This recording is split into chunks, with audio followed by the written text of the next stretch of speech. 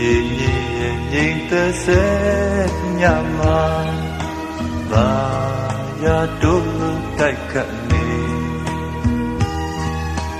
ပင်ပြန်မွေးရဲ့ပါရဏတွေဆောင်ယူပေလာနေ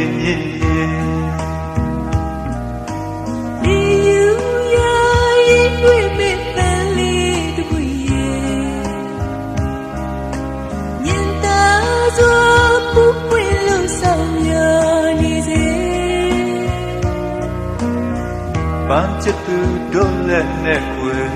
ခုစဖို့ဆိုရွံ့လို့နေတယ်ကျင်နာသူတော့ခုစသူဖြစ်ပါစေလေဆွယူမဲ့အပြင်ငါပင်